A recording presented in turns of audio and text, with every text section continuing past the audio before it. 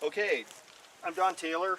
I invented Kover Kote. It's a product I use in the forest to cover graffiti up, and what I'm going to do is give you guys a real quick demo on how this stuff works. When you mix it up, you have to play with it a little bit, but I say half a cup of Kover Kote, half a cup of water, so it's about a 1-to-1 ratio. You're looking for kind of a pea soup consistency.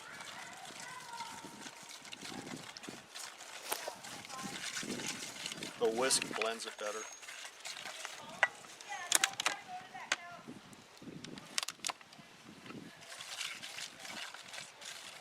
And try not to get all over your clothes, but the cool thing about this product is it actually will come out of your clothing. So it's not going to be a super big problem. Okay, now what everybody likes to do with Kover Kote is make a masterpiece painting out of it, and you're not going to do that today. Pretend you're in 2nd grade, again, with finger paints, and that's how you're going to go at this. You're not going to cover every square inch of this rock. This is a super old tag, and we're just doing this for convenience sake. But what I'm going to end up doing on this thing is, with this particular rock, I'm not going to use a ton of product. And what I'm going to do is feather it out a little bit.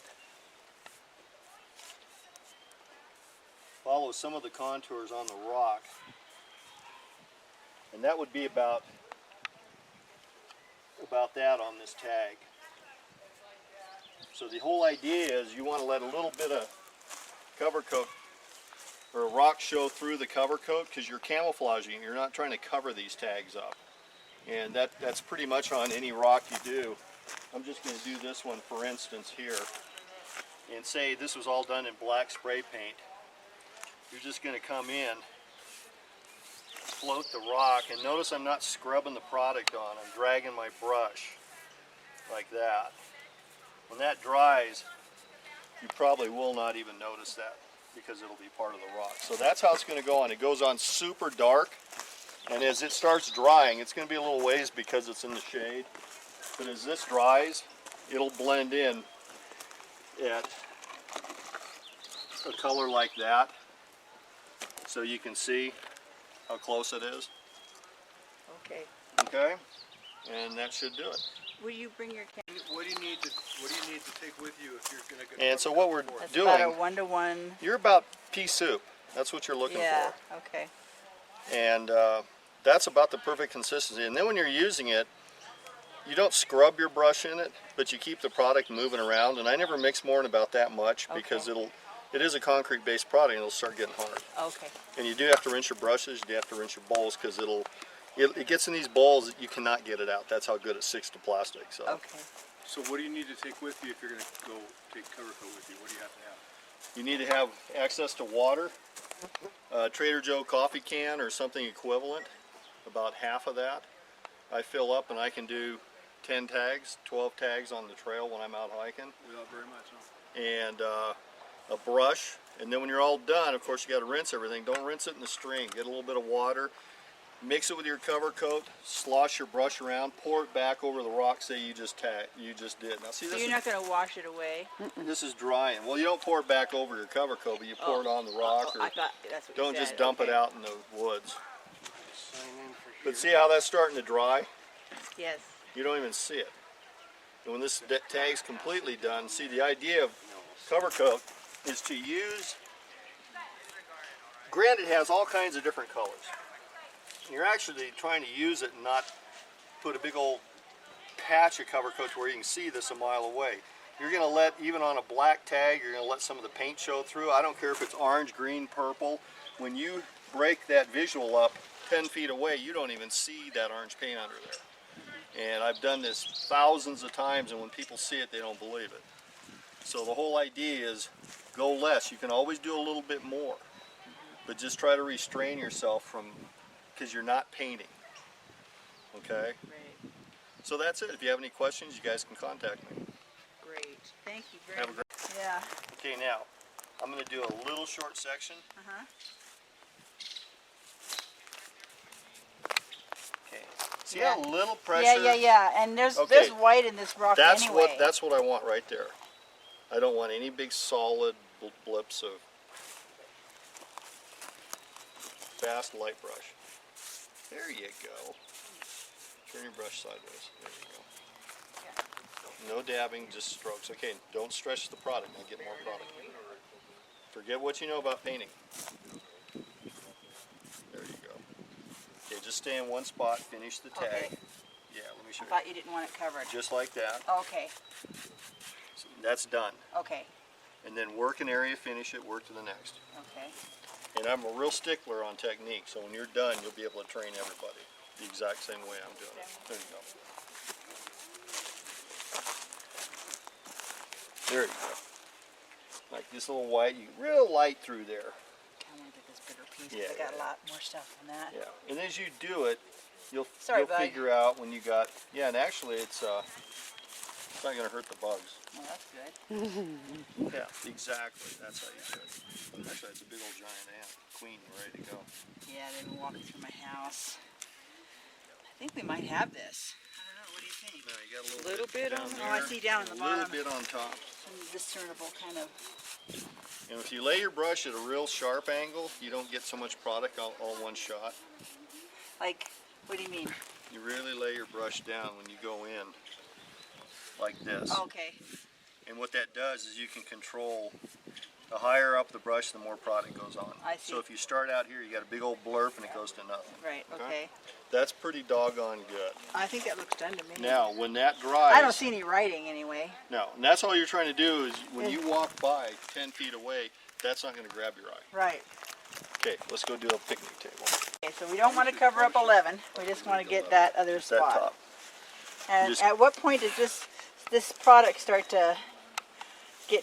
If it's that spot, you're going way too slow because it takes about a half an hour. Okay.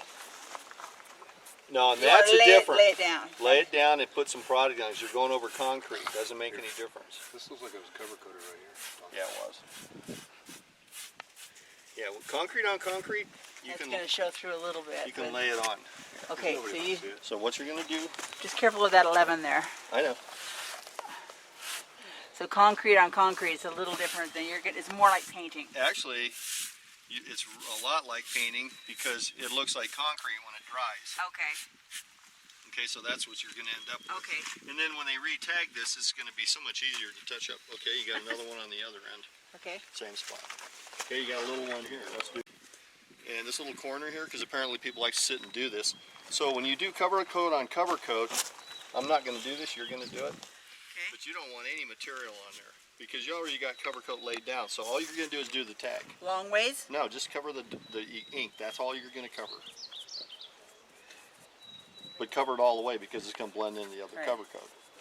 That's right. It's going to dry Right. light. It's going to look exactly like what was there. Okay, and then get out of the habit of dabbing your brushes because Okay. it trashes them and it puts all the sand up in the Okay, I brush. thought that's what you were telling Yeah. me to do. So it's Okay. going to be, it's always going to be Oh, okay. dabs. None of this. Okay. Not No, that kind no of dab. stippling. It's going to be this. Okay. Okay. You got stuff on the other end. Let's knock that out.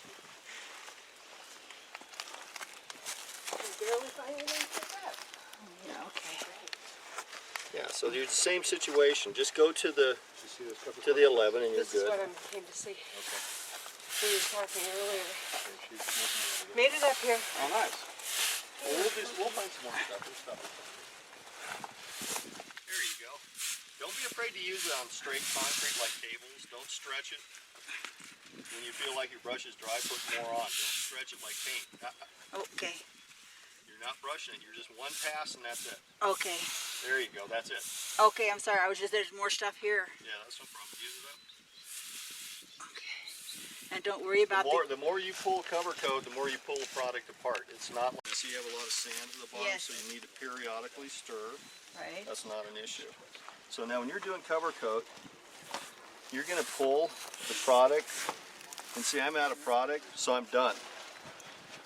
If I sit here and keep doing this just and gonna- doing this, you're just gonna I'm put it into separating the- it all apart, and actually this is going to come off eventually. There's no glue, there's nothing there. You've taken the product all apart. I see. It's like taking a shake, a smoothie, taking all the ingredients separate on it. Okay, does that make sense? Yes. Okay, well this is what you're doing. You shouldn't have a bunch of sand in the bottom, but you know, this is the first time you've ever done it. So I'm just going to clean that brush out like that. Okay. But yeah, just always get in the habit. When you see me doing it, it's this. Uh-huh.